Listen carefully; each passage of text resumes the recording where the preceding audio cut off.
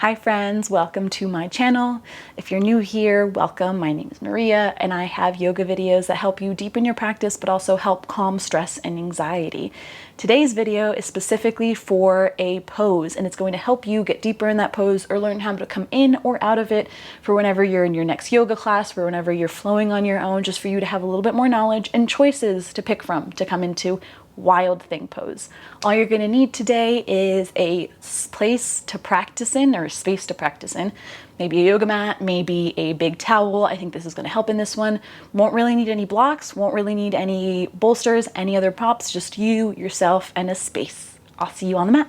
We're going to start on the mat, and we're actually going to start for the first one. I think this is the easiest way to get into wild thing, but it really depends on every person. So we're going to start off in staff pose.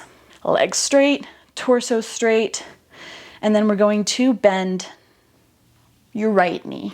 So bring that right knee, bend it in.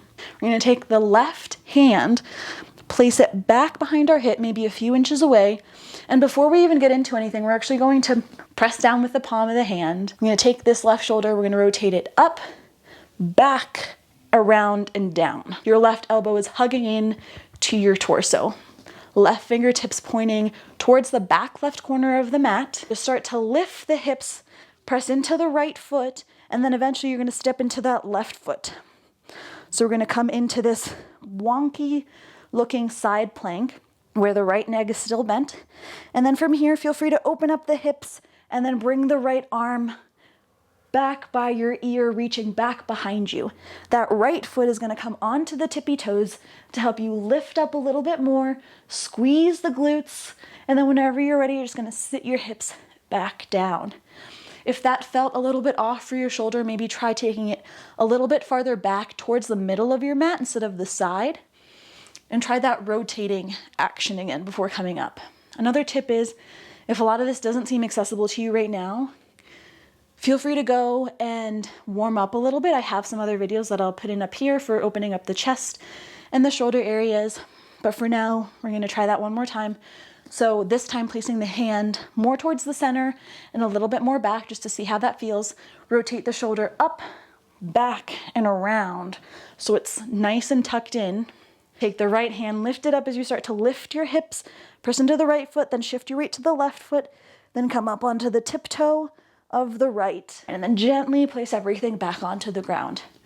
We're going to do that with the other side just so that we're even, but this is still the first way to come into wild pose that I will be teaching you.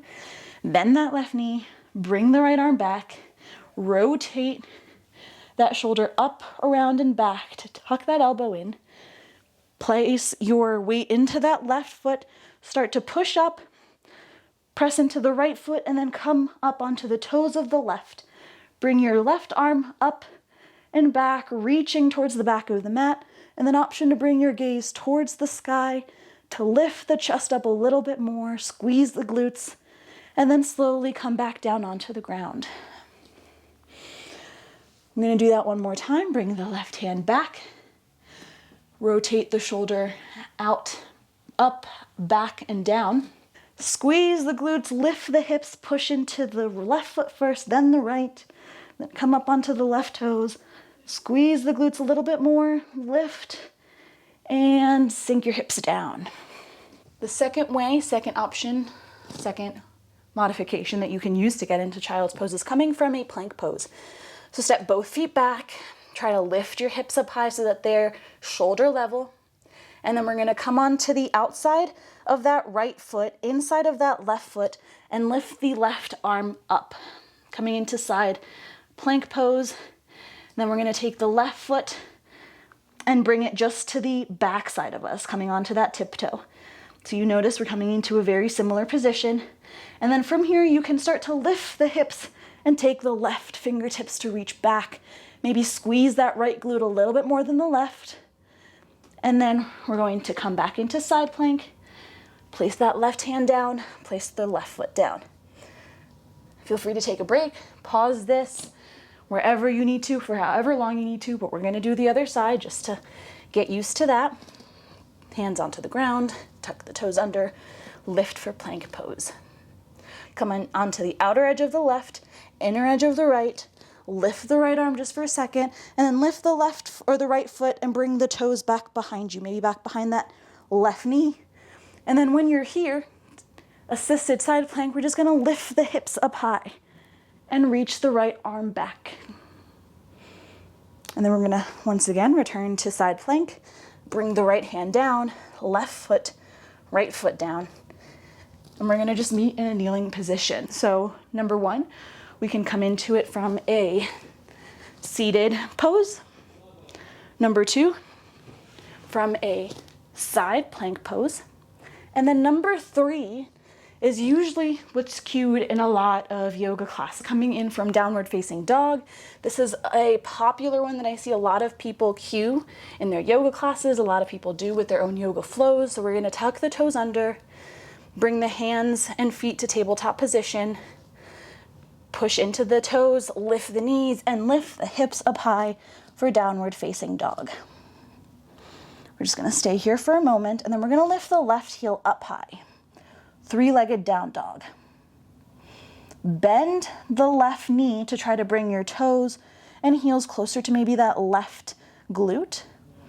And then from here, we're gonna open up with the hips as much as you'd like, and then start to let go of that left hand, where eventually you're gonna come down, dip down with that left toe, left foot, and then reach your hips up high by squeezing those glutes. And then we're gonna maybe dip again to turn everything and return to either a three-legged down dog or a downward facing dog. We're gonna try it again on the other side, coming into tabletop, lifting the knees and then lifting the hips up high. We're gonna lift the right foot up towards the sky. Then bend that right knee and open up with the right hip. We're finding a sort of scorpion down dog. And then from here, trust that your foot will catch you. Let go of your right hand, dip so that foot can find the ground, and we're gonna lift the hips, squeeze the glutes up high. Reach that right arm back, lift the chest up, big inhale, and then exhale to dip your hips down. Turn to downward facing dog, or you can keep that right foot lifted if that's what you'd like. And then slowly just walk your feet towards the front, come to a kneeling position or a seated position, and that's it. We're done. Those are the three ways that you can come into Wild Thing pose. There's a lot more other ways, but those are ways that I found easier. I've had students that find these ways to enter a little bit easier, and I just find them a little bit more accessible. So next time you're doing a downward facing dog to Wild Thing, feel free to do it, or feel free to just come into side plank or sit your hips down for a second to get situated and then lift everything up. There's no shame in having to slow things down or having to speed them up. Every day can be different. Some days I try the seated version. Some days I go straight from downward dog.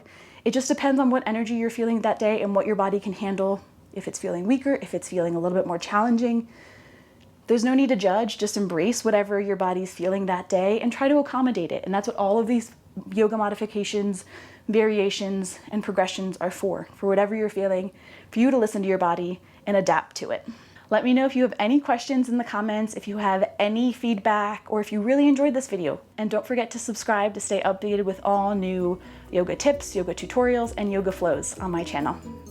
Thanks again, and I'll see you next time.